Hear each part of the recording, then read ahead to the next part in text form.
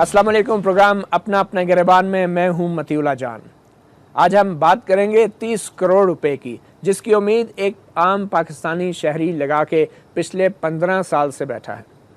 ये वादा किया था 15 साल पहले कौमी एहतसाब ब्यूरो ने शहरियों से एक इश्तिहार के ज़रिए कि जो भी करप्शन की निशानदही करेगा या सबूत फराहम करेगा या रकम को बरामद करवाने में मदद देगा, उसको उस रकम का 10% इनाम के तौर पे दिया जाएगा।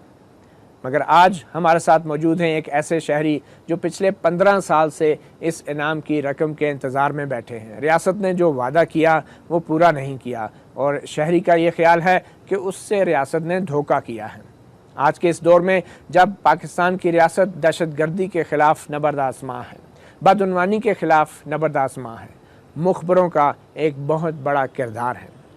अगर रियासत अपना वादा मुखबरों से किया गया पूरा नहीं करेगी तो फिर दहशतगर्दी के ख़िलाफ़ जंग और बदउनवानी के ख़िलाफ़ जंग शहरियों के ताउन के बगैर कैसे लड़ी जाएगी। आज हम बात करेंगे उस आम शहरी से। उनका नाम है आमिर अहसन ख़ान, जो इस वक्त हमारे साथ मौजूद हैं वक्त न्यूज़ इस्लामाबाद में, और उनके साथ मौजूद हैं राजा आमिर, जो कि साबिक़ डिप्टी प्रोसिक्यूटर जनरल हैं, जो नेशनल अकाउंटेबिलिटी ब्यूरो में भी अपनी खिदमात देते रहे हैं और इस वक्त एक सीनियर वकील हैं सुप्रीम कोर्ट के। आमिर अहसन, पहले तो हम आपसे बात करेंगे, ये 30 करोड़ रुपए का मामला है और पिछले 15 साल से आप कोशिश कर रहे हैं कि उस इनाम की रकम हासिल करें। आपने एक निजी कंपनी थी शान ग्रुप ऑफ कंपनीज़ में करप्शन के बहुत सारे ढेरों सबूत आपने उस वक्त 1997 में कौमी एहतसाब ब्यूरो के हवाले किए और कौमी एहतसाब ब्यूरो का ये पॉलिसी थी, ये वादा था कि वो 10% इनाम की रकम उस बरामदशुदा रकम से शहरियों को देने का उन्होंने वादा किया था कि जो मदद करेंगे उनको पकड़वाने का। मगर वो रकम आपको नहीं मिली। क्या मसला हुआ, कहाँ पे रुकावट हुई, क्यों नहीं मिली वो रकम आपको? एक्चुअली देखें, मैं बेसिकली आई एम इंजीनियर। मेरा कोई कोई इस तरह का कोई नेटवर्क मुखबरी का या वो नहीं था, तो आई डोंट थिंक कि समबडी कैन कॉल मी अ मुखबर और something like that. I am a professional engineer. लेकिन जब एक प्रोफेशनल इंजीनियर को ये प्रेशराइज़ किया जाता है कि आप एक बोगस कंपनीज़ के जाली बिल साइन कर दें जिनकी मालियत 64 करोड़ थी उस वक्त, तो और वो अगर उसको नहीं करता और फिर उसके ऊपर डिफरेंट पॉलिटिकल प्रेशर्स और उसकी फैमिली को प्रेशराइज़ किया जाता है, तो अल्टीमेटली वो गवर्नमेंट की तरफ और स्टेट की तरफ देखता है। बदकिस्मती से हमारी स्टेट, मैं ये बिल्कुल क्लियरली कहूँगा कि वो हम लोगों को मिसयूज़ करती है और ऐसे लोगों को जो ईमानदारी और ऑनेस्टी के साथ आगे आना चाहते हैं उनको बिल्कुल भी किसी सूरत सपोर्ट नहीं। आपके साथ क्या हुआ? मेरे साथ ये हुआ कि जब मुझे प्रेशराइज़ किया गया उन 64 करोड़ बिल्स के लिए, तो आई डोंट हैव एनी ऑप्शन। मैं उस वक्त के एहतसाब सेल जो बदनाम ज़माना सैफुर्रहमान साहब चला रहे थे और उनके साथ दूसरे उनके असिस्टेंट हसन वसीम अफजल साहब, जो बीबी केस में और जरदारी साहब के केस के अंदर मशहूर ज़माना है, जिन्होंने अरबों रुपए। तो उन्होंने आपके साथ क्या किया? उन्होंने एक्चुअली, मैं उनके पास गया, उनको मैंने सारे सबूत, हर चीज़, वो बोगस बिल दिए और मैंने बताया कि मेरी जान को ख़तरा है और ये कि ये आप इसको लीजिए। ही पर्सनली इन फ्रंट ऑफ, उस वक्त के ISI के चीफ थे और एक खालिद मुमताज़ थे, ओल्ड प्राइम मिनिस्टर सेक्रेटरीट में, उन्होंने मुझसे तमाम एविडेंसेस लिए और उसी वक्त उन्होंने टेलीफोन कॉल्स करके privatisation commission, corporate law authority, तमाम बैंक से मालूम किया और उनको जब वहाँ पॉजिटिव सारे रिस्पॉन्स मिले तो उन्होंने इमीडिएटली एक्शन लिया और मुझे उन्होंने उस वक्त एक पेपर के ऊपर सारी मैंने डिटेल्स और वो सारी चीज़ें दी, वो एक्नॉलेज की उन्होंने। हसन वसीम अफजल तमगा इम्तियाज़। तो आपके पास दोबारा आएंगे राजा आमिर साहब। आप भी नैब में, जो कि एक सक्सेसर इदारा था कौमी एहतसाब ब्यूरो का, बतौर डिप्टी प्रोसिक्यूटर जनरल आप काम करते रहे और आपने काफ़ी अहम केसेस भी किए। पंजाब बैंक का भी केस किया, बहुत सी रिकवरीज भी हुई और ज़ाहिर बात है शहरियों का ताउन उसके लिए बड़ा ज़रूरी होता है। इन्फॉर्मर्स या मुखबर या एक वफ़ादार पाकिस्तान जो बदउनवानी को पसंद नहीं करता। अब इस सूरत हाल को देखते हुए क्या कोई शहरी जो है आपके नैब जैसे इदारों की मदद करना चाहेगा? मती साहब, सबसे पहले तो जैसे कि आमिर साहब ने कहा कि ये वर्ड जो मुखबिर है, ये जो हमारे सोसाइटी है या हमारे माशरे में, एक होता है general crime and then there is white collar crime. General crime ये है कि जी एक मुखबिर किसी को इतला देता है कि जी आज 500 किलो मंशियात फलाना शख्स ट्रक में लेके कोयटा से पेशावर या कराची जाएगा। इसको वो कह देंगे कि जी मुखबिर है, या वो ये मुखबरी दे देगा कि जी फलानी जगह 2 शख्स कत्ल का मंसूबा बना रहे तो सबूत भी हैं। हाँ, हाँ, नैब में एक चीज़ है कि ये जो वाइट कॉलर क्राइम होता है इसको प्रॉपरली डिटेक्ट करना और अनअर्थ करना, ये एक बड़ा टेक्निकल और सोफिस्टिकेटेड काम है। तो नैब ने इस चीज़ को मद्देनज़र रखते हुए उसके अपने कानून में जो नेशनल अकाउंटेबिलिटी ऑर्डिनेंस 1999 है, उसमें सेक्शन 33A है, वो ये कहता है कि कोई शख्स भी अगर किसी भी मामले में, चाहे वो एक प्राइवेट शख्स हो, चाहे वो किसी सरकारी अदारे का हो, चाहे वो नैब के अपने लोग हों, वो अगर किसी स्टेज पे कोई चीज़, कोई क्राइम अनअर्थ करवाते हैं, डिटेक्ट करवाते हैं या प्रोसिक्यूट करवाते हैं, तो उनमें से उनको एक शेयर दिया जाता है। नो अनफॉर्चुनेट पार्ट इस कि जी पिछले कई सालों से, अभी भी आप नेशनल असेंबली की जो हमारी कमेटी है या उसमें आप देखेंगे कि जी नैब के जो अपने मुलाजमीन हैं उनको तो हर साल एक बड़ी अच्छा अमाउंट बतौर बोनस, एक्स ग्रेशिया या वो दे दिया जाता है। लेकिन मैं कहूँगा दिस इज़ वेरी अनफॉर्चुनेट कि एक आम शहरी या आमिर साहब की तरह का शख्स कोई अगर सामने आता है, वो अपने कैरियर को दांव पे लगाता है और वो इस मुल्क की खातिर, इस मुल्क में इसको करप्शन को रोकने की खातिर कोई चीज़ अगर सामने ला के अनर्थ कराता है, जान को दांव पे लगाता है। बिल्कुल जी, आपको पता है कि जी एक माफिया के साथ वो टक्कर लेता है। तो अगर उनको ये जो एक लॉ में प्रोवाइडेड चीज़ है, कोई उनका ज़ाती वादा नहीं है या किसी ज़ाती जेब से नहीं देना, it would be given from the recovered amount, जो रिकवरी होगी उसमें से दिया जाएगा। वो नहीं दिया अगर नहीं दिया जाता तो इट्स समथिंग वेरी वेरी, जिसको आप कहेंगे कि जी वो गलत है और दिया जा रहा था। मुझे कोई याद नहीं है कि जी मेरे सामने कोई ऐसे छोटे लेवल पे अगर हो कि जी कोई छोटी मोटी बात हो। आम शहरी का कानूनी हक है, बिल्कुल हक है, और इनको चाहिए कि ये अपने हक की खातिर लड़ें, और उसके लिए अगर नहीं मिलता तो there are different forums, they can even approach to a competent court of law, और वहां जाके ये अपना केस भी कर सकते हैं। आमिर साहब, आप अदालत में नहीं गए किसी इस तमाम 15 साल में, किसी अदालत में क्यों नहीं गए आप? देखें, मैंने कोशिश की, मैं एक प्राइवेट जॉब करने वाला आदमी हूँ, I am working with one of the IPP, biggest IPP। तो मेरी एक पर्टिकुलर एक सैलरी है, I am a salaried person, I don't have spare amount कि मैं लॉयर्स को दूं, और आपको पता है ये पाकिस्तान है, यहाँ पे केसेस कितने प्रोलॉन्ग होते हैं। मैं क्या, मेरे बच्चों को भी शायद इंसाफ ना मिले। आपके सामने तमाम केसेस हैं, NRO है, प्राइम मिनिस्टर का केस है, देयर आर डिफरेंट केसेस, उसका क्या रिजल्ट्स हमारे पास आ रहा है, आम आदमी से को उसका क्या असर पड़ रहा है। तो आपको अदालतों से इंसाफ की तवक्को? मुझे अदालतों से बिल्कुल है, मुझे चीफ जस्टिस ऑफ पाकिस्तान से है, लेकिन उनका कोई भी डिसीजन जो है वो कोई उसको ऑनर ही नहीं कर रहा है किसी तरह से। आपने चीफ जस्टिस को? मैंने chief justice of Pakistan Iftikhar Muhammad Chaudhry को, मुझे सिर्फ जो रिकग्नाइज किया है वो international human right commission. Chief justice का क्या रद्द है? चीफ जस्टिस ऑफ पाकिस्तान ने मेरी जो एप्लीकेशन थी 100 वोटों की, वो उन्होंने चेयरमैन नैब फसी बुखारी साहब को मार्क की, और क्या कहते हैं, उसके बाद मैंने लॉयर्स के पास गया, लाइक ज़ुबैरी जो हैं कराची में, आबिद ज़ुबैरी साहब के पास गया, उनके असिस्टेंट ने, ही asked me for 5 lakh rupees initially. 5 lakh? किस चीज़ के? फीस के लिए इनिशियली, दैन उनका एक्सपेंड। उसके बाद मैं गया अथर मिनुल्लाह साहब को मैंने कॉल किया, मुझे इमेज थी इन लोगों की कि ये लॉ के, इन्होंने भी मुझे 5 लाख रुपए कहा कि आप पहले मुझे भेजें, उसके बाद मैं करूं।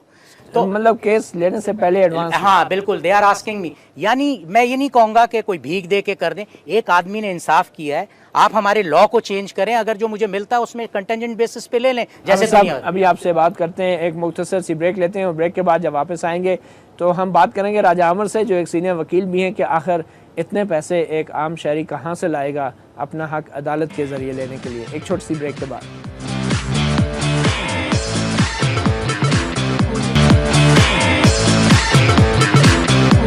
Welcome back. प्रोग्राम अपना अपना गिरबान में इस वक्त हमारे साथ मौजूद हैं आमिर एहसन खान, जो कि एक शहरी हैं, जिनका ये दावा है कि रियासत ने उन्हें 30 करोड़ रुपया देने हैं, जो उनको वादा किया गया था बतौर इनाम, क्योंकि उन्होंने तकरीबन 3 अरब से ज़ायद रुपए की रकम, जो बदउनवानी की रकम थी, वो रियासत को वापस दिलवाई थी एक केस में। और उनके साथ मौजूद हैं राजा आमिर, जो सीनियर वकील हैं। राजा साहब, आपने सुना आमिर साहब तो कह रहे हैं कि जी 5 लाख रुपया तो वकील केस देखने का मांग लेते हैं, तो ऐसी सूरत में वकीलों की भी कोई जिम्मेदारी है कि कुछ थोड़ा सा मदद करें आम शहरियों की? 5 लाख दे के कोई शहरी क्यों जो है वो किसी अदालत में जाएगा, और जान का खतरा अलहदा वो मोल ले रहा है। देखिए जी, जहाँ तक बात है कि जी कोई वकील इंडिविजुअली अगर कोई फ़ीस या प्रोफेशनल चार्जेस उसके हैं, तो आई हैव नो कमेंट, ये उसका एक ज़ाती फेल है। वो कोई भी फ़ीस चाहे 1 रुपया ले या चाहे 1 लाख ले या 50 लाख रुपए। बात आती है कि there are lawyers in this country, ऐसे लॉयर्स भी मौजूद हैं कि जो केसेस को फ्री ऑफ कॉस्ट भी करते हैं, जो केसेस को कम फीस पे भी करते हैं। अगर ये अपने तमाम सबूत लेके चले जाएं तो मैं समझता हूं कि ज़रूर कोई ना कोई इनको ऐसे लॉयर्स मिलेंगे। लेकिन अभी अब मैं समझ रहा हूं आपकी बात। मेरे पास भी आएंगे तो ऑब्वियसली इनके काम शायद मैं 5 लाख रुपया नहीं लूंगा, उससे काफ़ी कम ले लूंगा, लेकिन अभी आपको फिगर कोट नहीं करूंगा कि कितना करूंगा। अच्छा आमिर साहब, ये मुख्तसर ये बताएं, ये तो वकीलों के साथ आपका तजुर्बा हो गया, जो दूसरा शोबा ज़िंदगी है, मतलब जो नैब के अपने अफसरान हैं, जो चेयरमैनों से आप मिलते रहे अपने हक के लिए, वो कुछ बताएं ना आप, उनका क्या जवाब? देखें, जब मैंने ये सारी इन्फॉर्मेशन हो गई और इस्टेब्लिश हो गया, कराची में सीबीसी पे हसन वसीम अफजल साहब आए।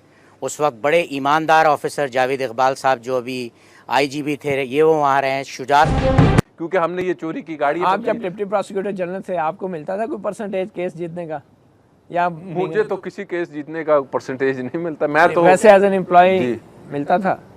मेरे ख्याल में मुझे इस साल को 30,000 रुपए दिए, जो कि बाकी मखल करोड़ों लाखों रुपए थे, वो मिला था 30,000 रुपए। अच्छा, आप मैं कह रहे थे आमिर साहब के कौसर मलिक साहब जो डायरेक्टर आए हैं जी, उनसे आपकी जो आए नहीं है। कौसर इकबाल साहब is a permanent contract based employ of national bank. National bank को जितना इस शख्स ने नुकसान, देखिए नेशनल बैंक को छोड़े, अच्छा, आप अपनी बात हाँ, करें। मैं कौसर मलिक साहब ने आपके केस में क्या किया? देखें, मुझे बैरिस्टर मेहरीन खान थी, प्राइम मिनिस्टर की मीडिया एडवाइज़र शौकत अजीज़ साहब की, उन्होंने चेयरमैन नवीद एहसन साहब जो थे, उनको मेरा सारा वो भेजा, केस भेजा। उन्होंने कौसर इकबाल मलिक को वो केस फॉरवर्ड कर दिया and then he called me for the presentation. अब आप ज़रा देखिए, मैं जिस वक्त नैब उसके ऑफिस में जाता हूँ तो ही सेड, आमिर साहब आप जो भी कहेंगे वो रिकॉर्ड होगा। तो आई सेड कि आप मुझे, मैं कोई मुजरिम हूँ, आप मेरा रिकॉर्ड क्यों कर रहे हैं? ये मैं आपको बता रहा हूँ, दिस इज़ द एटीट्यूड शरीफ आदमियों के साथ। अब आप एक जगह जाए, नैब की एक वैसे ही एक ज़बरदस्ती की दहशत बनी है, लेकिन मैं ईमानदारी है, मैंने कहा आप रिकॉर्ड करेंगे, मैं भी रिकॉर्ड करूंगा। मैंने कहा आपको क्या नैब ऑर्डिनेंस के अंदर है भाई? क्या मसला क्या था? अच्छा, मेरा यही था कि उन्होंने सारी मुझसे डिटेल्स ली और कहने लगे ये आप छोड़ दीजिए, बहुत पुराना केस हो गया। देन ही सेड कि आमिर मैं आपका केस करता हूँ और क्या कहते हैं, इसको जो है आप हसन वसीम अफजल साहब से इंडोर्स करा के आ जाए। तो मैं तो बिल्कुल, जिसे कहना चाहिए, मैंने कहा you are sitting on such a big position with so much, जिसे कहना चाहिए उनकी एक पावर थी। Why don't you call Hasan Waseem Afzal? Why you are asking एक सिंपल टैक्स पेयर को कि मैं हसन वसीम अफजल के पास जाऊं और उससे इंडोर्समेंट कराऊं, जो मुंह छुपाए पिछले 7 साल से मिल रहा है, जो मेरा तमगा इम्तियाज लेके बैठा हुआ है। आप मुझे बताइए मैं किसके पास जाऊं? उस शख्स ने, he is a Pitarian, I am also Pitarian and सदर Asif Ali Zardari is also Pitarian. लेकिन ये वो पिटारियन है जिसने सदर जरदारी उसमें अकाउंट कमेटी में कहा कि इसको खत लिखना पड़ेगा नैब को। It is on record. Yasmin Rehman को आप अभी फोन मिलाइए, उनसे पूछिए आप। तो क्या खत लिखने? नहीं, उसने ये बात कही। आप खत लिखने के मुखालिफ? नहीं, मैं उसकी मुखालफत और उसमें it's none of my business. वो खत लिखे ना लिखे, इससे एक आम शहरी को क्या हो मिलेगा? कौसर मलिक ने आपके केस में क्या उसका रोल रहा? उसका रोल बिल्कुल नेगेटिव रहा। 7 साल उसने डेलिबरेटली मेरे केस को डिले किया, मुझे थ्रेट किया, just because he is involve with Shaun group.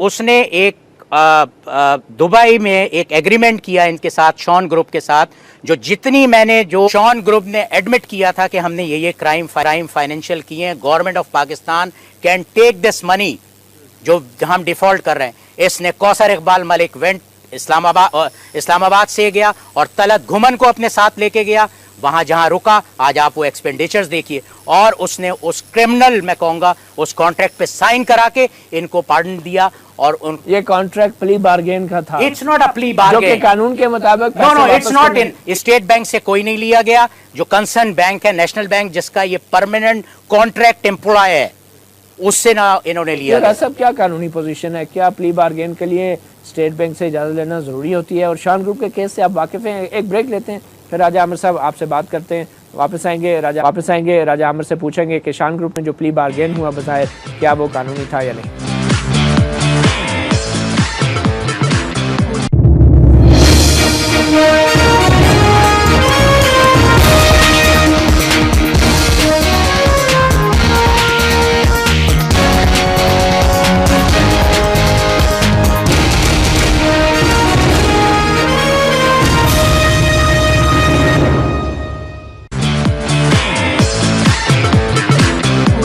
Welcome back. अपना अपना गिरबान में खुश आमदेद। हम बात कर रहे हैं Raja Aamir, senior advocate supreme court, Shaan group के साथ जो कौसर इकबाल ने जो प्ली बारगेन बज़ाहिर किया वो किस हद तक कानूनी था। आमिर साहब का कहना है कि वो स्टेट बैंक की इजाज़त भी नहीं ली और शायद यही वजह थी कौसर इकबाल की कि इनके केस में वो मदद नहीं कर रहे थे। मती साहब, मैं तो ज़ाती तौर पर इस केस से, इट्स एन इंडिविजुअल केस, वाकिफ़ नहीं हूँ क्योंकि मेरे शायद ये नैब में होने से पहले का केस है। लेकिन लॉ ये कहता है कि जी स्टेट बैंक ऑफ पाकिस्तान से जहाँ भी प्रूडेंशियल या ऐसे लोन्स होते हैं उनकी सेटलमेंट होती है या आपको इन्वेस्टिगेशन क्लोज करते हैं या इवन स्टार्ट करते हैं तो स्टेट बैंक से आपने परमिशन लेनी होती है। आई don't know anything about this individual case. और नंबर 2, अगर प्ली बारगेन है तो प्ली बारगेन का एक प्रोसीजर दिया गया है सेक्शन 25 में, जिसमें लिखा हुआ है कि जी चेयरमैन को ये इख्तियारात हैं और बैंक से ये हैं और ये एक पूरी डिसीजन होगी। उसके बाद एक प्रोसीजर है, अगर उस प्रोसीजर के तहत वो तमाम काम हुआ है तो इट्स वैलिड एंड देन ये इनको बताना होगा कि आया वो जो था अदालत में वो प्ली बारगेन गया या नहीं गया, क्योंकि उसकी इंडोर्समेंट कोर्ट करती है, उसके अलावा नहीं होता। अदालत करती है और यकीनन इसमें प्रोसेस किया होगा। आमिर साहब का ये दावा है कि ये कौसर इकबाल साहब जो दुबई गए तो वो शॉन ग्रुप के खर्चे पे वहाँ पे उन्होंने रिहाइश अख्तियार की। नहीं, इट्स नॉट लाइक दैट। नैब के ही गए और अपने साथ यहाँ से तलत घुमन को लेके गए as a consultant who had given him this authority। NAB कानून कहता है बिलियंस ऑफ रुपीस इस आदमी ने खर्च उनके साथ से क्या मुराद? He went as a consultant। इसमें कंसल्टेंट नैब जो है जी वो गए एज ए कंसल्टेंट। ये मेरे पास है विटनेस, आप इसको दिखाइए। आप ये जाहिर करना चाह रहे हैं कि कौसर इकबाल जो है वो जाती तौर पे शॉन ग्रुप के साथ वो इन्वॉल्व हो गए थे, जिसकी this time check is brought you by Lasani का असल दूध स्याह प्लस मिलेठी। 7-8 बड़ी चार्टर्ड अकाउंटेंट फर्म से मैंने इसको वो कराया, वेट कर सब ने ये कहा है this is against law. If somebody from फिर बात वो आ जाती है ना कि आप कोर्ट में जाएं।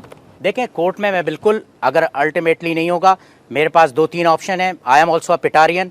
मैं जरदारी साहब से रिक्वेस्ट करूंगा कि अब अगर वो आगे बढ़ के वो हर किसी, आपके ख्याल में कोई खास वजह है कि जरदारी साहब ने एक पिटारियन को नैब के इतने अहम ओहदे पे बिठा रखा है और कितने अरसे से आप बता रहे हैं? पिछले 5-6 साल से है। Contract employ of national bank, contract employ है। जी जी। राजा साहब, कानूनी तौर पे मुमकिन है कि 6 साल से एक बंदा कॉन्ट्रैक्ट एम्प्लॉय डेपुटेशन में देखिए जी, लॉ ये कहता है नैब की जो अपनी एसओपीज हैं वो कहती हैं कि किसी भी शेड्यूल्ड बैंक का परमानेंट एम्प्लॉय जो है he can be inducted into NAB, और वो भी हमारा एक जो फाइनेंशियल क्राइम विंग है उसमें वो आ सकता है as a consultant, as an expert financial crimes में as a consult, but he has to be a permanent employ. लेकिन कौसर इकबाल साहब तो आपके दौर में भी थे। बट आई डोंट नो कि I am not from HR या एडमिनिस्ट्रेशन से मेरा ताल्लुक नहीं है, मुझे उनका ये नहीं पता कि वो नेशनल बैंक में कॉन्ट्रैक्ट पे थे या परमानेंट एम्प्लॉय थे। लेकिन कानूनी तौर पे अगर वो कॉन्ट्रैक्ट में है तो गलत है। गलत है, बिल्कुल। अच्छा, मैं दूसरी बात, नैब ने उनको 3 दफा निकाला। नैब ने निकाला, ओजीडीसी चले गए। He is taking shoulder of पिटारियंस। पिटारियंस को ये शख्स बदनाम कर रहा है। मैं आज भी कहूंगा कि पिटारो के जो लोग हैं इससे को मजीद बदनाम कर रहे हैं। हाँ, नहीं, मैं मजीद नहीं कहूंगा। मुझे अंदाजा है कि ये किस तरीके से दोबारा इस सीट के ओजीडीसी में आपके कैसे चला गया। अच्छा ये बताएं, कौसर इकबाल सब वही नहीं है जो कि अरसलान इफ्तिखार के केस में भी जिनको तहकीकाती टीम का एक रुकन बनाया गया था? जी, JIT नहीं, वो सिर्फ ये नहीं थे, ही इज हेड थे DG FCIW, DG operations, special operations, और क्या कहते हैं उसके अलावा ये HR, डायरेक्टर HR। मैं ये कहता हूं कोई इनसे ये पूछे तो ये जो क्राइम्स इन्वेस्टिगेटर्स हैं, what is their basic qualification? They don't know even what is white collar crime. आप किसी एक की उठा के देख लीजिए, और कौसर की तो जो आप डिग्रीज चेक करें, मैं कह रहा हूं इस वक्त being a Pakistani I can challenge कि इसने जिस तरह से स्टेटमेंट्स दी हुई हैं और ये सब। नहीं, पिटारो की तो डिग्री नहीं, पिटारो इंटर तक का तो ठीक है, उसके बाद का it is a very shady. जब ये नेशनल बैंक के प्रेसिडेंट को बुलाता है अपने पास रूम के अंदर, स्टेट बैंक का गवर्नर इनके पास आता है, तो यू कैन इमेजिन के क्या जस्टिस देंगे ये लोग। ये जस्टिस दे सकते हैं? स्टेट बैंक का गवर्नर क्यों आता है भाई? तमाम जो फाइनेंशियल डीलिंग है, because he is director general human right, वो सॉरी डायरेक्टर जनरल इस वक्त HR भी हैं। वो HR का इनको क्या मालूम है? अच्छा ये बताएं कि ये अरसलान इफ्तिखार केस में राजा साहब, कौसर इकबाल साहब पे एक इल्ज़ाम लगा था कि ये बहुत क्लोज हैं मलक रियाज के, जो मुबैना तौर पे साजिश में मुलव्वस हैं अदलिया के ख़िलाफ़ और चीफ जस्टिस के ख़िलाफ़। कौसर इकबाल साहब के ऊपर अब ये जो मालूमात आमिर साहब लेकर आए हैं और फिर जो जिस तरीके के इल्ज़ामात अभी असलान इफ्तिखार केस में लग रहे हैं, तो आपके ख्याल में ये कौसर इकबाल के ऊपर जो इल्ज़ामात हैं, क्या इनकी कोई बुनियाद हो सकती है? क्या आपके एक्सपीरियंस में कोई ऐसी इन्फॉर्मेशन या नॉलेज में कोई चीज़ थी आपके होते हुए? देखिए जी, क्रिमिनल केस में या जब भी किसी पे कोई एलिगेशन लगता है तो उसकी बुनियाद के लिए ज़रूरी है कि जी कोई मटेरियल आपके सामने हो। हेयर बातों पे कुछ नहीं होता। अब मलक रियाज और इनके दरमियान ताल्लुकात का, अब ताल्लुकात है, हम भी आप ही की तरह सुनते आ रहे हैं कि ये ताल्लुकात हैं, और जब ऐसे ताल्लुकात हों और ऐसा सेंसिटिव इशू पे कोई शख्स इन्वेस्टिगेशन कर रहा हो तो बेहतर ये होता है कि ऐसे अदारे में ऐसे लोगों को इन्वेस्टिगेशन से साइड पे कर देना चाहिए, ताकि एक बड़ी नीट, क्योंकि मैंने जो सुनने की हद तक है, टीवी पे भी आया, ये कोर्ट में उसके वकील ने कहा कि जनाब ये बैरियर टाउन में रहते हैं या बैरियर टाउन में कोई अपना घर वगैरह, दो घर हैं इस किस्म की दो घर हैं। क्या सबूत है आपके मेरे पास इसमें तो सबूत ये मौजूद बातें है। हैं। क्या है? इनका वो पूरा एड्रेस मौजूद है, सब कुछ मौजूद है कौन सा बैरिया एड्रेस? टाउन में। ये तो वो शख्स है जो अपने ही घर में नौकर हो गया, नेशनल बैंक को किराए पे दे दिया।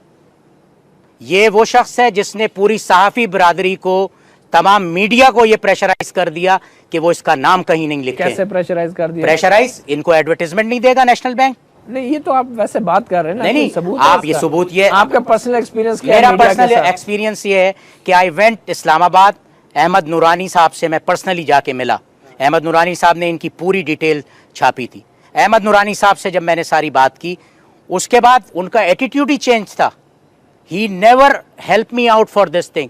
अंसार अब्बासी एक मीडिया के जिसे कहना चाहिए किंग बने हुए, जब मैं उनके पास ये केस लेके गया, आमिर साहब आप इसको कोर्ट चले जाए। अरे हमें अगर कोर्ट जाना है तो सहाफी फिर साले हट जाए सब, उनकी क्या जरूरत है वहां बैठने की? Why is sitting there? अगर वो इंडिविजुअल पाकिस्तानी की जिसने ईमानदारी से, तो आप दिन भर बैठ के पीपल्स पार्टी के इसके मुंह के ऊपर सबके ऊपर कालक मलते रहते हैं, कभी उन लोगों को जिससे आम आवाम को कोई फायदा नहीं। मुझे मेरा रिवॉर्ड मत दो, लेकिन मुझे तमगा इम्तियाज तो दो जो जिसका प्रॉमिस किया गया था। 30 करोड़ रुपए का रिवॉर्ड छोड़ने के लिए तैयार हैं? देखें, मैं इन लोगों को सजा हो जाए मैं छोड़ने को तैयार हूं। आई एम डूइंग वेल माशाल्लाह। और मैं आपको बताऊं, अच्छे लोग भी हैं। देखिए, आपने मीडिया पे बहुत बड़ा इल्जाम लगाया, अंसार अब्बासी बड़ा मुअज़्ज़ज़ नाम है। नहीं, बहुत मुअज़्ज़ज़ है, आप उनको सजदा कर लें। नहीं, सजदे की बात नहीं, लेकिन वो अभी मौजूद नहीं है। आप उनको टेलीफोन कॉल पे लें। उन्होंने मुझे कहा कोर्ट चले जाएं आमिर साहब। देखें, अगर मुझे कोर्ट चला जाना होता तो ये फिर ये बैठे सहाफत किस चीज की कर रहे हैं? चले, इनके अलावा कौन से सहाफी से आपके तजुर्बा हुआ? मेरा फिर, और मैं जो अच्छे लोग हैं उनका नाम भी लेना चाहूंगा। मुझे इस वक्त स्टैंडिंग कमेटी के जो चेयरमैन है, क्या नाम है उनका, नदीम चंद साहब, he called me personally, Peoples Party से उनका ताल्लुक है। He asked me for all details के तुम्हारे साथ क्या हुआ है। अच्छे लोगों में ये भी हैं, अच्छे लोगों में नहीं। आप मीडिया की तरफ आप बात कर रहे थे, मीडिया के हवाले से मजीद कराची में अभी आपकी रिहाइश है, वहाँ पे क्या आपके मीडिया के साथ इंटरेक्शन? देखिए, मेरा बड़ा अच्छा है। कितनी मदद की मीडिया? मुझे असद खरल साहब हैं, उन्होंने मेरी मदद की। मुझे यहाँ बहुत से सहाफ़ी इस्लामाबाद के हैं, आप हैं, आपने किया। कोई हमारा ये सेटअप नहीं है जैसे उसका था, क्या नाम है, लुकमान का। लुकमान साहब को मैंने फ़ोन किया, आमिर इसमें आई एम नॉट इंटरेस्टिंग, इसमें कुछ मज़ा नहीं है। ये उनका सवाल थे, ये उनका मुझे जवाब था। मुबशर लुकमान साहब ने पूरी डिटेल्स मुझसे ले, कॉरेस्पॉन्डेंस होती रही, सब कुछ होता रहा। देखें, आमतौर पे सहाफ़ी इसलिए भी अवॉइड करते हैं ना कि 30 करोड़ रुपए के अवार्ड का मामला है, जो भी इसके बारे में बात करेगा तो लोग तो ये समझेंगे कि शायद उसकी कुछ दिलचस्पी है, कोई इंटरेस्ट है। देखें, तो आप ये हकीकत नहीं है कि आपसे जिन लोगों ने राब्ता किया इस हवाले से उनकी कोई ना कोई लालच थी इसमें? देखें, मैं ये हकीकत नहीं है। बिल्कुल क्लियरली जो आउटसाइडर कह रहे हैं कि या तो लोग दबाव में थे या लालच में आपसे राब्ता करते हैं। हाँ, मुझे जो outside the media, I am not taking the name of the media में ऐसे बात नहीं थी। लेकिन मुझे बताइए, इतना बड़ा केस उठा, ना अंसार अब्बासी ने उसका नाम, ना दी न्यूज ने लिखा, ना डॉन ने इसका नाम लिखा। कौन लिखेगा? अगर जो भी लिखेगा लोग कहेंगे ये शायद अपने हिस्से के लिए लिख रहे हैं। नहीं सर, मैं अपनी बात नहीं कर रहा। कैसे कोई लिखेगा इस मामले पे? देखें सर, हिस्सा अगर ऐसी बात होती तो ये बहुत पहले सॉल्व हो जाता। और हिस्सा और ये जुस्सा की जो बात है, बहुत से लोग इस तरह के आपके इस्लामाबाद में मूव कर, लेकिन मैं इसको मुझे ये बताएं, आप एक इदारे में काम कर रहे थे। जी जी, आप एक इदारे के घर के भेदी थे। बिल्कुल। आप एंड टाइम पे, चाहे जो भी है, ठीक है, मतलब आप एंड टाइम पे वो उसके सारे जो राज से उस घर के, उस इदारे के, वो लेके आप भाग गए। 30 करोड़ रुपए के लिए? नहीं, मुझे 30 शायद वो इदारा आपको इतने पैसे नहीं दे नहीं सकता नहीं, था। I am doing very well, लेकिन आप उस वक्त जब बिल्कुल। आप उसके नहीं, उस मुलाजिम वक्त कर रहे थे, कितनी तनख्वाह थी आपकी? मेरी उस वक्त होगी 25-30 हजार रुपए। 30,000 रुपए तनख्वाह थी। जी, जी। तो उन्होंने आपको ऑफर नहीं किए पैसे? मुझे बिल्कुल ऑफर किए कितने ऑफर मुझे किए? कहा $1 लाख तक देके कि साइन कर दो ये बिल। $1 लाख कितने पैसे हो गए? अभी आई डोंट नो उस वक्त क्या डॉलर का होता। 85 लाख कम लाख होगा रुपए। उस वक्त। लेकिन एक तरफ 30 करोड़ है ना, देखें- एक तरफ 85 लाख। देखें, 30 आपने तो सोच समझ के फैसला किया ना। 30 करोड़ जो थे उस वक्त नहीं थे, मेरे दिमाग में भी नहीं था। इन्होंने जब मुझे करप्शन के लिए प्रेशराइज किया तो being a honest citizen of Pakistan मैंने ये एक्शन लिया। चलें एक छोटी सी ब्रेक लेते हैं और ब्रेक के बाद इस गुफ्तगू को जारी रखते हैं।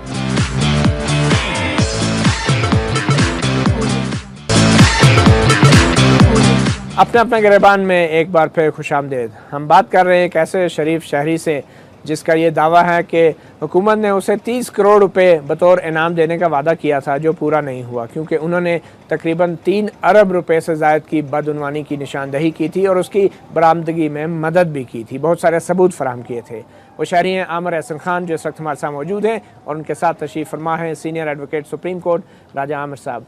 आमिर एहसन साहब, अब आप वो बात कर रहे थे कि आप एक इदारे के अंदर एक राज थे आपके पास बतौर अमानत व दस्तावेज़ात थी, और एंड टाइम पे आप वो लेके भाग गए और अपने इदारे के ख़िलाफ़ गवाही दे दी। तो वो क्या हुआ? मैं आपसे कहूँगा, आप इस वक्त चैनल के ऊपर बैठे हैं बीइंग अ एंकर। आज आपको आपके मालिक जो हैं एक चर्च का एक पैकेट दे दें बड़ा सा और कहें इसको जाके कौसर इकबाल मलिक को दे दो, आप क्या करेंगे? क्या करेंगे आपके ख्याल में? क्या करना आपको चाहिए? आपको सबसे पहले पुलिस को, अगर आप ऑनेस्ट आदमी हैं तो पुलिस को बताएं। बात यह है कि अगर मुझे जरा भी शक होता कि मैं एक ऐसे इदारे में काम कर रहा हूं, मैं तो उस इदारे में काम ही नहीं करता। आपने कितना अरसा नौकरी की? मैंने 5 साल नौकरी की, लेकिन 5 कभी नहीं साल में कहा आपको गया। पता नहीं चला कि नहीं, ये इदारा कैसा है? मैं बिल्कुल अपनी जो मेंटेनेंस का, because I am a maintenance engineer, मैं अपने काम से मेरा आपको जब ऑफर की गई $1 लाख की, किसने की ऑफर? मुझे वहाँ सैयद अमीन अहमद सब्जवारी था, डायरेक्टर एडमिनिस्ट्रेशन, वो मेरे घर लेके आया। आई रिफ्यूज्ड। क्यों रिफ्यूज किया आपने? आप ये बताएं, चर्च बेच के एक ये वही वाली बात हो गई। नहीं, आप मुझे बताएं। 800 आदमियों की नौकरी जो थी वो उस पे लगी हुई थी, ये तो भाग जाते हैं यहाँ से, और वही हुआ, सारा सेटलमेंट हो गया। तो अब आप 30 करोड़ रुपए के लिए जो कोशिश कर रहे हैं, क्या ये असूल की बात है या पैसे की? देखें, ये उसूल की बात है। मैं आज भी आपसे कहने को तैयार हूँ, ऑन रिकॉर्ड कहने को तैयार हूँ, अगर इनको जेलों में डाल दिया जाता है जिन्होंने मेरे साथ नाइंसाफ़ी की है और जिन्होंने एक फाइनेंशियल क्राइम को बचाने के लिए और अपनी पर्सनल गेन के लिए की है, मैं इससे विड्रॉ हो जाऊंगा। मुझे मेरा अगर काम का आपको एहसास पैसे दे दें। मिल जाते हैं, आप करेंगे क्या इन पैसों? मैं इससे एक वाइट कॉलर क्राइम का एक मैं सोच रहा हूँ, इनको भी अपने साथ रखूँगा और ऐसे इनकी फीस बड़ी ज़्यादा। नहीं, फीस हो ठीक है, आई पे, और मैं एक चैरिटेबल काम करूंगा, और अगर अल्लाह ताला ने मेरे नसीब में पैसा रखा है, इज्जत से आए और उसमें आए कि मैं गरीबों के लिए और जो मेरी तरह के लोग दर बदर ठोकरें खाते फिर रहे, उनके लिए मैं कुछ कर सकूं, तो अल्लाह ताला दे, हुकूमत दे, वरना आई डोंट नीड इट। राजा साहब, ये सारी जो आपने सुना, आमिर साहब का केस भी है, आपके ख्याल में नैब को फौरी तौर पे इस पे का कोई कार्रवाई करनी चाहिए, क्योंकि ये हुकूमत और रियासत की साख का मामला है?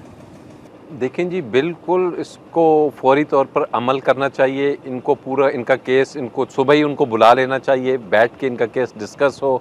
ये बारहा कह रहे हैं कि जी मुझे बारहा बुलाया गया, लेकिन अब जब ये कह रहे हैं कि जी कौसर मलिक या फलाना शख्स ने ये काम किया, तो मैं नहीं समझता कि उस जगह पे इनको इतनी आसानी से इंसाफ मिलेगा। आपको बुलाया भी गया नैब में? आज मुझे, जी बिल्कुल, आज मुझे बुलाया गया नैब में, and I am very satisfied. The people are very professional. Brigadier Abbasi साहब वहाँ पे थे और उनकी जो टीम थी, लॉयर भी थे 2, वो ये चाह रहे हैं कि ये केस सॉल्व हो। साहब समरा आपको 10-15 करोड़ रुपए दे दें या 5 नहीं, करोड़? नहीं, कोई इस तरह बहुता हो रहा है? नहीं, इस तरह की नहीं। They are in a process, और उन्होंने कहा है कि वो मेरी पूरी हेल्प करेंगे। ये पहली दफ़ा है जो मुझे एक प्रोफेशनल टीम बनी है। और मैं आपको अभी एक और बात बता दूं, ये मैं अभी कह के जा रहा हूँ कि Kausar Iqbal will be next deputy chairman NAB. उसने जावेद ज़िया काजी साहब को हटा दिया, उन्होंने वो मेरे फेवर कर रहे थे। तो खबर होगी ना उस मीटिंग में क्या हुआ, आज कैसे एकदम आपकी राय बदल गई नैब के बारे में? नहीं, मेरी नैब के बारे में अभी भी नहीं। इन चंद ऑफिसर्स जो मुझे बहुत ईमानदार लगे, जिनके साथ मैं बैठा, उन्होंने मेरे केस को सुना, स्टडी किया, मुझे कोई थ्रेट नहीं किया, किसी तरह का मुझे रिकॉर्डिंग और ये सारी चीज़ों से नहीं डराया। एक अच्छे इन्वेस्टिगेशन ऑफिसर और कमेटी की तरह मेरी तमाम बातें सुनी। कौसर इकबाल से मुताल्लिक जो आपके पास मालूमात थी वो आपने शेयर की? मैंने जावेद ज़िया काजी साहब को भी भेजा हुआ है तमाम डिटेल्स, और अनफॉर्चुनेटली वो भी कौसर इकबाल मलिक की वजह से छोड़ के चले गए यहाँ से। नहीं तो ये जो आज नैब ने आपको बुलाया हुआ था वहाँ पे कौसर इकबाल मलिक के हवाले से भी कोई डिस्कशन हुई? मैं बताना चाह रहा था, but they are not interested, because I don't know why, but they are not interested in it, because I don't know now वो he is looking after HR देख रहा है या क्या है, कुछ मुझे नहीं मालूम। ये जो चीफ जस्टिस के बेटे का केस है इसमें भी कौसर इकबाल साहब पे काफ़ी तनकीद हो रही है। काफ़ी नहीं, बड़ी मुख्तसर तनकीद की गई है, बड़ी मुख्तसर तनकीद की गई है। इवन जो उनके लॉयर हैं सरदार इसाक खान, उन्होंने भी बड़ा लिमिटेड उनके लिए किया। लेकिन आई एम वेरी हैप्पी कि ये पूरी डिटेल्स, वो कॉन्ट्रैक्ट इस वक्त सुप्रीम कोर्ट में पहुंच चुका है जो इसने शॉन ग्रुप से किया था। आपने भेजा है या किसने भेजा? वो दैट आई डोंट नो, हो सकता है भेजा हुआ है इसाक साहब को मैंने, जो अगर उन्होंने कुछ चीज़ मुझे पूछी तो मैंने। आप अपनी नाराज़गी जो है वो अरसलान के कंधे पे रख के कौसर इकबाल साहब पे बंदूक चला रहे हैं। देखें, कौसर इकबाल साहब बंदूक के लिए वो एटम बम से भी नहीं जाएगा। वो ही do have very strong standing in around. क्या स्ट्रॉन्ग है? कौन है उसके पीछे? भाई उसके पीछे आप पूरा, आई डोंट नो, ये मुझे नहीं मालूम है। अगर ये मुझे मालूम होता तो सीधा मैं वहीं जाता उसके पास। आप ये देख लें कॉन्ट्रैक्ट। ये आपको वाकई नहीं मालूम? क्या चीज़? सच बोल रहे हैं आप? हाँ, मैं नहीं, मुझे कंफर्म नहीं मालूम कौन उसके पीछे। उसको अनकन्फर्म ये है कि OGDC चला गया, वो जब यहाँ से निकाला गया उसी दिन नेशनल बैंक। कौन है पीछे उसके? I don't know, maybe some कोई मिनिस्टर होगा या कोई होगा, आई डोंट नो। लेकिन वो OGDC कैसे चला गया? उसकी ऐसी क्या कॉम्पिटेंसी है कि उसको टर्मिनेट किया नैब ने निकाला, नेशनल बैंक ने टर्मिनेट किया, लेटर पड़ा हुआ है, एंड ही केम अगेन। अच्छा राजा साहब, आखिर में मुझे ये बताएं कि ये जो अवार्ड्स हम देते हैं, रियासत देती है, अभी हाल ही में फिर 14 अगस्त को बहुत सारे कौमी एजाज़ात दिए गए, बहुत एक तवील फहरिस्त है लोगों की, और उसमें शहदा को भी दिए गए, बड़े मुल्क की खिदमत करने वालों को भी दिए गए, मगर कुछ लोगों पे एतराज़ भी है। तो ये कौमी एजाज़ात की जो तकसीम है, आपके ख्याल में ये मेरिट पे है और ये सही बुनियादों पे दी जाती हैं, या इसके हवाले से भी कोई हुकूमत को कोई नई पॉलिसी बनानी पड़ेगी? कि ये जो अवार्ड्स देते हैं लोग, इनको भी एक अवार्ड देना चाहिए कि ये ऐसे लोगों को अवार्ड दे रहे हैं। अब हमें तो समझ नहीं आता है कि जी इसमें क्राइटेरिया क्या होता है, और 30 साल के बाद अचानक किसी एक शख्स को क्या याद आ जाता है कि जी आज से 10 साल पहले इस शख्स को देनी थी, या हु डिटर्मिन्स कि जी ये एक नेशनल हीरो है। आप ही के मीडिया से मुतालिक कुछ अवार्ड दिए गए, अब हमें समझ नहीं आती कि जी कौन सी ऐसी बात है, किस बात पे ये अवार्ड दिया जाता है। कम से कम उसको पब्लिसाइज करें कि जी इनका ये फ़लाना शूट था, ये फ़लाना एक्ट था, ये फ़लाना केस था, ये लॉयर हैं, इन्होंने जी फ़लानी मोमेंट में काम किया, या इन्होंने ये केस लड़ा, या इन्होंने जेल में जाके बैठे। कोई पता तो चले कि जी किस लिए इनको अवार्ड्स दिए गए। तो आई टोटली बिलीव कि जी एक किसी प्राइम मिनिस्टर हाउस या प्रेसिडेंट हाउस या फ़लानी जगह से 4 आदमी बैठ के फैसला करते हैं और उन्हें अवार्ड दे दिया जाता है। और इस तरह के अवार्ड की तकसीम से अवार्ड्स की वक़्त भी कम होती है। देखिए जी, वक़्त तो तब रहती है ना, अगर एक अवार्ड मोहम्मद अली क्ले ने लिया था, उसके बाद कोई और बॉक्सर लेगा तो ये बहुत बड़ी वक़्त की बात होगी। लेकिन एक अवार्ड किसी चोर करप्ट को दिया जाए और कल को किसी लिटरेरी आदमी को दिया जाए, तो मेरे ख्याल में उस लिटरेरी आदमी को और वो जर्नलिस्ट जो समझता है कि ये कौन लोग और कैसे लोग मुझे अवार्ड दे रहे हैं, उन लोगों को तो वो अवार्ड उतार के फेंक देने चाहिए। और इसकी एग्जांपल्स हैं कि लोगों ने तमगे उतार के फेंके और लेने से इनकार किया। आमिर साहब, आप एक ऐसा तमगा एक ऐसे शख्स के हाथों वसूल करना चाहते हैं जिसकी नाक के नीचे ये सब कुछ हो रहा है आपके साथ? देखिए, मैं अभी तक मैंने उनको अप्रोच नहीं किया। वो मेरा पिटारो का मेरे पिटारो के सीनियर हैं, और ये हम बाय ओथ में आप सदर जरदारी साहब की बात, मैं बिल्कुल सदर जरदारी, उनसे वो मैं आज आप कहें, मैं अपने सदर जरदारी साहब को, अपने पिटारियन को, पहले पिटारियन है फिर प्रेसिडेंट ऑफ पाकिस्तान है, why should I involve him for this small matter? और बहुत सी चीजें चल रही है। मैं जरदारी साहब को, मेरे पिटारियन, कौसर इकबाल साहब भी पिटारियन, ही इज अ पिटारियन, but he is a black spot on पिटारो। और जरदारी साहब के बारे में, जरदारी साहब इज डूइंग वेल। इस मुल्क में उससे बेहतर कोई प्रेसिडेंट है ही नहीं, हो ही नहीं सकता इस अवाम के ऊपर। और अगर उन्होंने ही कौसर इकबाल को लगाया हुआ हो, फिर ये मैं अल्लाह को हाजिर, वो कभी भी कौसर इकबाल मलिक जैसे आदमी को नहीं लगा सकते। वो मुझे तो संभाल सकते हैं। अगर मैं उनके पास जाता हूं, मैं आपको ये चैलेंज करके कह रहा हूं, मैं एक दिन के अंदर अपना रिवॉर्ड और अवार्ड दोनों उनसे ले सकता हूं। लेकिन मैं अपने पिटारो कनेक्शंस जो है इस छोटी सी चीज़ के लिए मैं नहीं इस्तेमाल करना चाहता। मुख्तसरन आम लोगों के लिए आप क्या पैगाम देंगे कि आपने अपनी जान को ख़तरे में डाला, अपनी नौकरी आपकी चली गई, बिल्कुल। आपने पता नहीं इन 15 सालों में दर्जनों बार तो जहाज़ के टिकट खरीद के ज़ाती जेब से खर्चे करके इस्लामाबाद के चक्कर लगाए और फिर भी आपको कुछ नहीं मिला, तो आम शहरियों के लिए क्या पैगाम है? क्या वो रियासत की मदद करें या ना करें? देखें, मैं आई फील प्राउड। मैं एक ये है कि पाकिस्तान के लिए आप अगर आदमी को एक इंटरनल वो होता है जिस मुल्क ने आपको इसके लिए क्या किया, मुझे रिवॉर्ड मिले या नहीं। Now I am 52। नॉर्मली अगर कराची में आदमी उसको ज़िंदगी है तो 60 साल तक वो रहता है। कराची में क्यों? कराची में जो हालात हैं उसमें अगर गोली नहीं लिखी आपके उसमें, और मैं हाँ मुझे कोई भी अगर मुझे मेरी फैमिली को अगर ज़रा सा भी कुछ हुए उसमें सबसे पहले कौसर इकबाल मलिक होगा। अगर कोई भी मैं उसके जो चीज़ है वो मैंने लॉयर्स के पास भी लिखवा के रख दी है। एंड ही ट्राइड थ्राइस के मुझे उसने अटेम्प्ट करवाने की कोशिश की। पिटारियन से ही 2-3 जो थे उनको घर भी भेजा, उसकी कॉल रिकॉर्ड्स मेरे पास मौजूद हैं सारी। और दूसरा मैं आवाम को ये कहूँगा और लोगों से भी ये कहूँगा कि ये मुल्क जो है ये इलीट या 600 पाकिस्तानियों के लिए नहीं बना है, ये तुम्हारा मुल्क है। इस मुल्क के लिए ऑनेस्टी के साथ आगे बढ़ो और रिजल्ट्स जो है वो अल्लाह ताला पे छोड़ो। ये ज़मीन, इस ज़मीन का कोई कसूर नहीं है।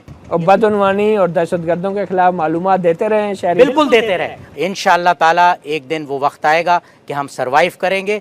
और मैं आपको एक बात और बताना चाहता हूँ कि इस ज़मीन की जो है कर्ज वो हम मरते दम तक नहीं उतार सकते। और अगर ये 30 करोड़ आपको मिल गया फिर तो आप की कोशिश होगी कि एक ऐसा इदारा बना दिया जाए कि जिसमें मजीद लोग जो हैं वो रियासत की मदद करें। बिल्कुल, रियासत की मदद करें, वाइट कॉलर क्राइम। और मैं एक बात और कहना चाहूँगा चेयरमैन नैब से, मैं आपको एक बात बता दूं, ये this is my personal experience. ये इन चेयरमैन फसी बुखारी साहब के ज़माने में ये बात हुई है कि मुझे आज सुना गया, मेरी बात सुनी गई।